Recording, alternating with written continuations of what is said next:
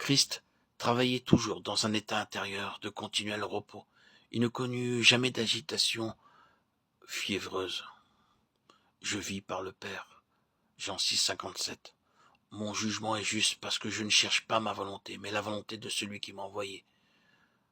Jean 5, 30. Christ avait comme nous une volonté, mais il n'eut jamais de volonté propre, aucun intérêt pour lui-même, ni pensée, ni regard quant au prix. Sa volonté était une avec celle du Père. Christ vivait dans la limpidité et la transparence de cette vie. Son âme heureuse demeurait courbée dans la totale soumission, obéissance et dépendance au Père. Nous le voyons dans la déclaration de cette loi. Ce que Christ faisait dépendait uniquement de ce qu'il voyait faire. Son service, ses œuvres résultaient de ce que l'Esprit lui révélait du plan de Dieu. Et la révélation lui apportait la vision, l'intelligence spirituelle, non seulement de ce qu'il avait à faire, mais aussi de la façon, des moyens, des ressources du moment, faisant tout pareillement, et ainsi la vision le gouvernait. Son moi, sans péché, était un avec la pensée et la volonté de Dieu. Christ, le Fils de Dieu,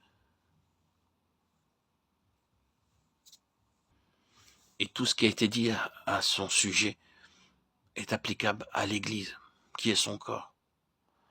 Le corps doit être régi, gouverné par les lois de cette vie céleste, qui ont été à la base du témoignage de notre Seigneur sur la terre, qui le rendait si différent des autres. Dieu ne nous présente pas comme à Moïse le modèle d'une construction, mais une personne qui doit avoir son expression pleine et entière dans un ensemble corporatif.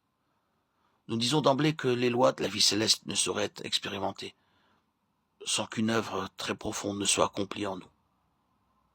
Aussi devons-nous être très clairs sur le point suivant.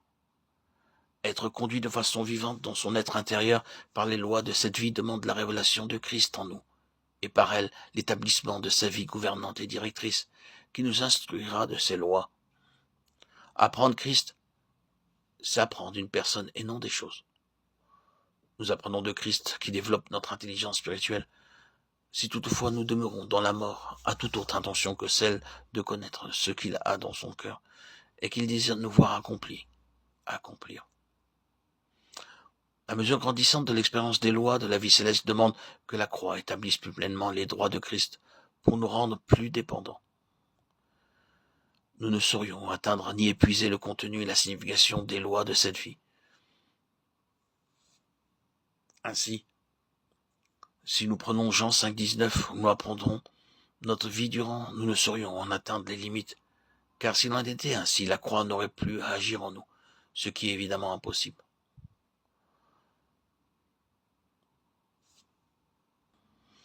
C'est pourquoi le Saint-Esprit prendra toujours soin d'affiner son œuvre intérieure, pour que la croix nous ajuste et nous introduise plus profondément dans notre union avec Christ, dans sa mort, en raison des éléments de corruption qui subsistent dans notre vie naturelle, alors même que nous les ignorons.